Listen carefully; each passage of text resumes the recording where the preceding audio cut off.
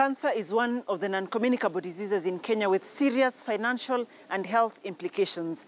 Even before treatment begins, the correct and accurate diagnosis has to be made. This guides the doctors in prescribing the right treatment, be it chemotherapy, radiotherapy, surgery, or a combination of all of this. In this episode of Health Digest, I sit down with Dr. Ahmed Kalebi, who's a pathologist, and Dr. Anset Nzioka, a surgical pathologist, who will take us through the various options in order to diagnose and make the correct diagnosis and not miss a diagnosis when it comes to cancer. We'll begin by you telling us who is a pathologist and what kind of work does a pathologist do? A pathologist is a doctor who has specialized in diagnosis, laboratory diagnosis. So basically, a pathologist is like, for example, a surgeon or a physician who went to medical school, did undergraduate, did internship, became a general doctor, went back to do a specialized course as a master's program all the way to fellowship, and eventually specializes in laboratory diagnosis. As you know, laboratories have technologists, they have non-medical staff, and the doctors who work in laboratories supervising the laboratory work are called pathologists. But pathology is quite broad, and most people know pathologists for postmortems. Those are called forensic pathologists who do autopsies, that is postmortems, to determine the cause of death or find out diseases in somebody who has died, and that is involved for the legal purposes. So those are the common pathologies that most people know. But majority of people, even some doctors, don't know that pathologists are behind diagnosis in the laboratory. As the Royal College of Pathologists in the UK says, pathologists are the people who are giving the evidence behind the cure. So we are the ones who make the diagnosis that allows the clinical doctors to be able to treat the patient. In Kenya, we have around 100 pathologists. Under that, there are quite a number of different specialties. One of them is like what I am, a surgical pathologist. We basically deal with tissue biopsies and cytology and also pap smears, and they also do forensic work, postmortems. Then we have clinical pathologists who deal with hematology, microbiology, immunology, and also chemical pathology. Then under that, under clinical pathology, there are also subspecializations. We have hematologists, microbiologists, we have immunologists, we have medical chemists, then we can also have forensic pathologists. How do you make this laboratory diagnosis that you're talking about? So pathologists, as I said, is broad. There are a number of fields. In the laboratory, most of the people will come to hear about pathologists when they see the reports relating to cancer diagnosis. Now, for cancer diagnosis, we require tissue biopsy. We require tissue, that is a piece of a tumor or the site which is cut out as a biopsy. Usually the biopsy is taken by a surgeon in theater or by a radiologist under ultrasound guidance, for example. So we get a small piece of tissue that is brought to the laboratory. We do what we call processing, which is done by the technologists using specialized reagents and equipment. And eventually that tissue is put on a slide that I, as a pathologist, or we as pathologists, look at under the microscope to determine is there cancer in it or not. Sometimes laboratory results can need delay. But part of the reason is sometimes when our people go to, if I can call it non-standard labs, because a good standard laboratory, which is accredited, as part of the accreditation process, there is something we call turnaround time, whereby let's say if you say that by the time that we get the biopsy, the report will be out in 5 days. Our turnaround time is 5 days. If now an audit is done and we find that most of our reports are not coming out within those 5 days, that's an unconformity. And the accrediting bodies actually can punish that establishment. So what I'm saying is this. Most of the times, these reports delay in labs which are not standard. Because if there is an accredited lab and you are found you are not meeting the standards, because actually the turnaround time is one of the standards you should be able to meet. You actually, your accreditation can be taken away. So that's one of the things. So again, that may be because of having many labs which are not accredited. But number two is sometimes it's true you can be told the lab report will be out this time. But as a country, we have a challenge, as I mentioned earlier. We have just around 100 pathologists in Kenya, take care of 40 million Kenyans. So the workload sometimes can be too much, whereby you find the time you'll be given you cannot meet that turnaround time. Then another reason why results can delay is sometimes you ask for a certain test, but then when we do the initial test, we realize we need to do some more. Let me give an example. A patient who maybe has some cervical lymph node enlargement, the surgeon does a biopsy, sends it to us. Okay? We do the usual preparation, and within the set turnaround time, we have a report. But the report is not conclusive. Let's say I've looked at it, and I see what we call granulomas. There are a number of conditions you can cause granulomas, but so it meaning that now I need to do some extra tests to know whether this is TB, whether it's a fungal infection, or whatever is causing these granulomas. That now extends the time. Then again, we might do a biopsy, and we find it's cancer, breast cancer. Currently now, as a standard report, it is not a standard report. We just release a report saying that this breast mass is breast cancer. I need to go further and say which breast cancer it is, and do the markers I talked about, the immunohistochemistry, which take now and next some more time.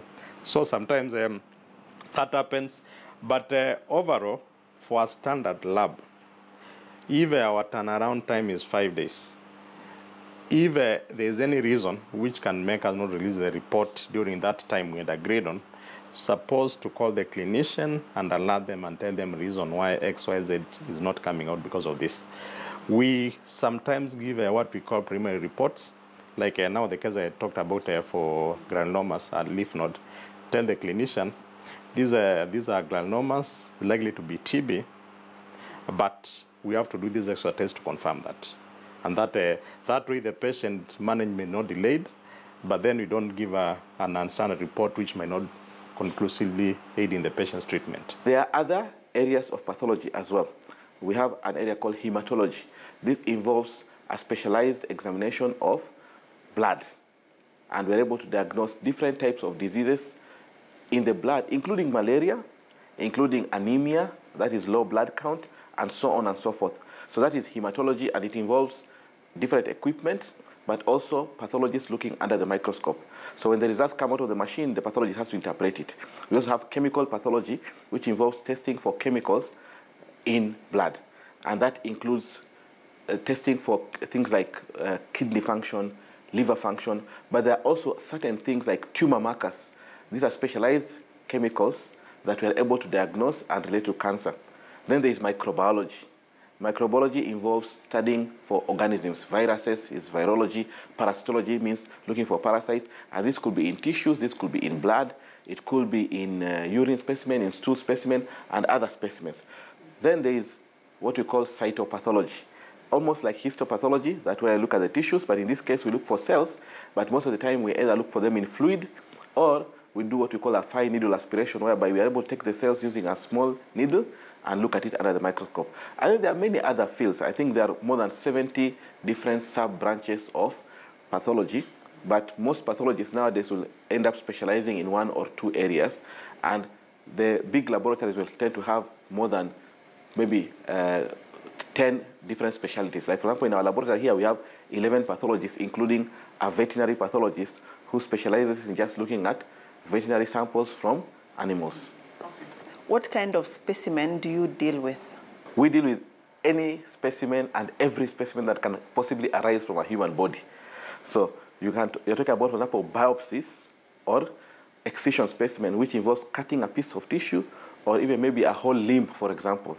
So it means we are getting a piece of the body. That is a biopsy.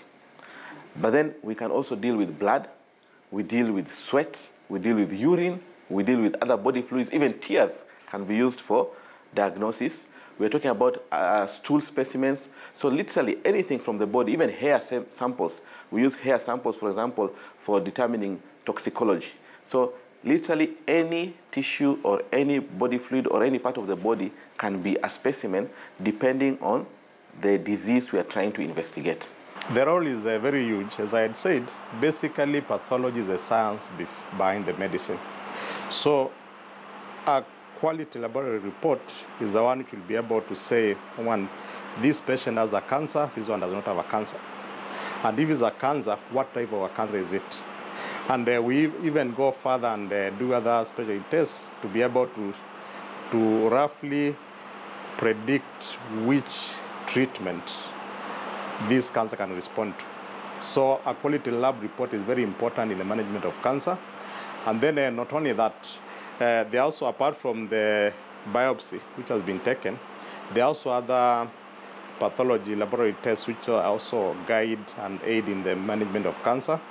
We have immunohistochemistry, which basically uses some immunological techniques to stain cancers to see their one, to be able to tell their origin, and also to be able to tell which treatment they can respond to. Like if I give an example of breast cancer, which is one of the commonest cancers, there are tests we do for receptors, estrogen receptor, progesterone receptor, and also another receptor called the R2 receptor. And this staining is one which gives now the doctor to know whether they'll give a drug called tamoxifen or not. Then apart from that, there are also other laboratory tests which we call tumor markers, which are usually done to aid in the treatment, to see one, to know whether this patient is responding to treatment or not, and also to know whether this patient has been cured or not, because we know there are quite a number of cancers can be cured, yes. Let's take cervical cancer, for example. How do you make a diagnosis once a doctor suspects that a woman has cancer, from that suspicion to finally confirming the diagnosis or not confirming a diagnosis of cervical cancer? Cervical cancer is good you brought it up because it's one of the biggest killers of women, and it's a preventable disease. Now, cervical cancer can be investigated in two ways. We have what we call screening and diagnosis.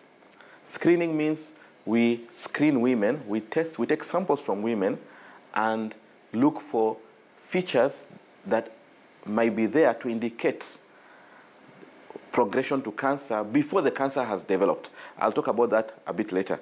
But what we have just talked about now is where a doctor is suspecting a woman already has the cancer, which means in this particular case, the doctor wants to confirm whether there's cancer or not. And in that situation, you can either do cytology, which is pap smear, or you can do histology, which is on the biopsy. Cancer is basically a disease which actually can, in advanced stage, can be systemic. And when it goes to the whole body, it means it can affect many other parts of the body. So, and meaning that cancer can affect the normal function of the body. Some cancers can affect the bone marrow. Others can affect the kidneys. Others the brain, the liver, the lungs. So there are so many other tests which the doctor can request for. For instance, a patient who has cancer, the doctor will also do a full hemogram, which is basically a blood test to look at all the blood cells to see whether they have been affected by the cancer, because we know some cancers cause anemia. Others, we also have blood cancers actually, which also need now to do the blood. Then others will affect the kidney, so a patient will also need to do renal function tests, ureas. Others, other cancers will affect the liver, so you also need to do liver function tests. And again, some of these tests are done for two reasons. One, to see whether that cancer actually has affected those systems I've talked about, and also to be able to know whether the drug the patient is going to be given, how they are going to respond to it. Like let's say if a patient is anemic, you might not be able to give the cancer treatment at that point. So you need to do a full hemogram, confirm how low the hemoglobin is, then they are treated, either given blood or hematinics to raise the hemoglobin, and then now treatment can be started. Now, a pap smear involves scraping part of the cervix with what we call a spatula and collecting cells that are put on a slide, and that's why it's called a smear, because you smear it on the slide. So it's called a pap smear. That is then taken to the laboratory. Special chemicals are added on it, what we call stains, so that it has a particular color, and then that is looked under the microscope. So this is different stains, and the stains are used to give the cells specific color that will correlate to the amount of DNA in the nucleus, the cellular changes in the cytoplasm, and so on. We are trying to make the slides of a particular color, and you see they're timing it. Yeah. So the slides are then put in the stain, yeah, so that's to give it a color change. Pathologists like me will be looking for changes in the cells that will indicate whether this cancer has become, whether these cells are malignant or not. Alternatively, a doctor can take a biopsy, where means they what we call a punch biopsy. They cut a piece of tissue from the cervix, and this involves actually using a scalpel, yeah, or a scissor, so to speak, and they pick a piece of that tissue. That tissue then is brought to the laboratory. Then now after that, we now process it. The container, we require that the size of the tissue, the volume of formalin, first of all, the formalin must be the right concentration, what we call 10% buffered formalin. If it is too concentrated, it spoils the tissue. If it is if it's not concentrated enough, it's actually even worse because the tissue will rot. So formalin fixes the tissue and preserves it so that we can be able to work on it. So the amount of formalin must be at least 6 to 10 times the volume of the tissue. Now, depending on the size of the tissue, I don't know what specimen this is, but you might find maybe it's a big uterus or an ovarian, yeah. It's an excision specimen. This is most likely just like a small biopsy, that's probably bone. They examine it. I think this is a fibroid from a uterus, yeah. Then we might have to cut it, yes. And then after that, the tissue is put here. Then after 24 hours, after overnight stay, they remove it. This is a tissue processor. This is where the tissue is further processed. Some chemicals like xylene and alcohol are added, and then it becomes hard. Because from being soft tissue, it becomes hard. Now, he's going to block it. Once it hardens, now it prepares something like, yeah, so it becomes a hard tissue like that. So now this is what we call a tissue block. You'll hear people talking about a block, but so this is what the block is. So from a small piece of tissue, the wax, now this is what we call the wax block. So this is the wax block, and now this, as you can see, if you look at it at the microscope, you won't be able to see anything. So this tissue has to be made into a very thin section and then stained. Now the next step is what we call basically molding. Yeah? So we bring it to a machine like this one, whereby now that's where we make a tissue block, like now the one we have, whereby now the tissue is here and it is under paraffin. And all this we do to prepare so that we can be able to cut very thin slides. Yeah, probably this is a better one. You can see at least it has variation. It has this, oh, this is a black and even the creamish. This is a tissue, which has now been blocked. And we do this blocking basically in a tissue block so that now you can be able to put it in a situation whereby you can put under a clamp and cut very thin sections using a microtome. Basically, the aim is to cut one cell layer thick. Can you imagine how thin that is? Yeah, one cell layer thin. We put in a microtome. And basically in a microtome, and we clamp it, and then now these are blade. This is what now we use to cut very thin sections. Okay, and now the thin sections. What we do is after you cut the thin sections, this is what now we put on a slide. And on a slide, then after that we stain, and the stain is basically to be able to give color to the different tissue and cell components so that you can examine at the microscope and see what difference is. So how long can this tissue block last? Does it have an expiry? It can last forever. a very long time. But of course, knowing that these are physical things, they take space. So there are guidelines whereby for the tissue, the fresh tissue, we dispose within a few months.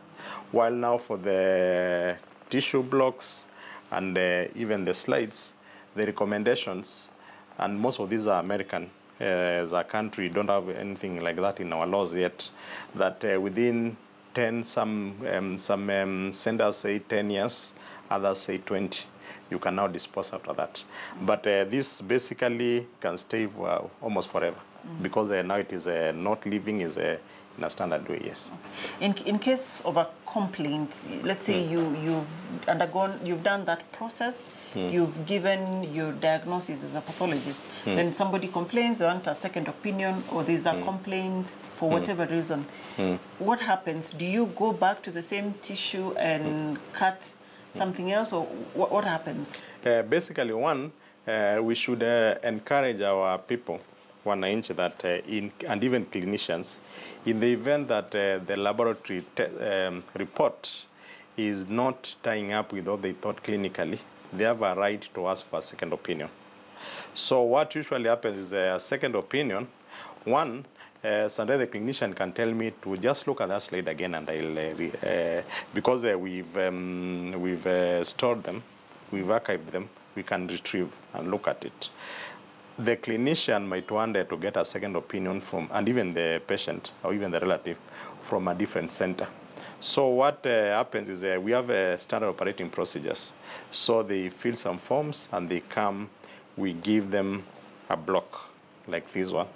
They now go and cut, and that other pathologist can have a look at it and yes, give a second opinion. Okay, finally, yes. Ideally, how long should results take? Let's say you've done a block like this, how long should the results take to now either confirm or say that there's no cancer for somebody who was thinking that there's a cancer in whatever tissue it is that you From have? the time the surgery has been done? Or No, from the time it comes to your desk. Basically, again, is a variance. It's not just one fixed day. But usually after now gotten the cassettes like these ones, basically this within 24 hours I should be able to give a report. But as I had mentioned, sometimes I look at the case on the microscope and I realize we need to do other auxiliary tests. That can take longer, but usually what we do is we give a preliminary report and then indicate in the report, or even call the clinician that final report will follow after we do these extra tests. Yes. Okay. Yes. All right. Thank you. In the laboratory, we have to process it, which means we have to put it in wax. It's a special form of wax. Then cut very thin sections of it, stain it, and then look for any changes in the tissue. He's trying to cut very thin sections from the block. So it's like 2 to 3 micrometer thin, 3 to 4 millimeters, 3 to 4 micrometer thin. That is like 3,000 of a millimeter. That's what this thing does. So what he's doing now, you see that tissue there? That one there, yes. So he puts it in the water like that, and then now that becomes wafer thin. Then he picks it on a slide.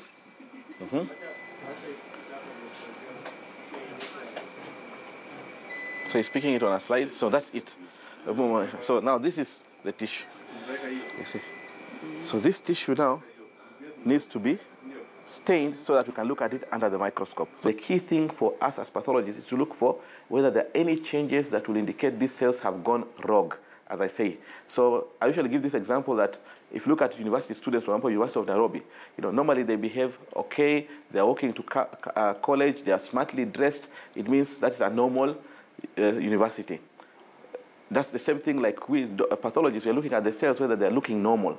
However, when they become riotous, when they go on riot, they will change, obviously. They won't be walking in an orderly fashion. Maybe they won't be dressed in a neat manner. They'll be picking stones instead of books. So somebody who is trying to investigate whether students have gone on riot if you have a binoculars or a telescope, you can see from far that these students don't look normal.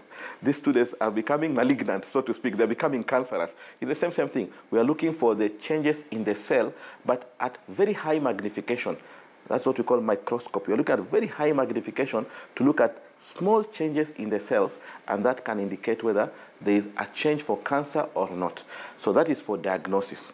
We'll take a break. When we come back, we'll continue with this discussion on cancer diagnosis and what it means to the overall treatment and management of cancer. For screening, we mainly use pap smear. And in this case, we are taking the sample from the cervix to see, are the cells starting to misbehave? Are there instances where a misdiagnosis or a wrong diagnosis is made? If you fail to diagnose something as cancer and yet it is cancer, that person might end up dying because of that misdiagnosis. The lab report should be able to tell you whether this, to guide you whether this is a quality lab report or not.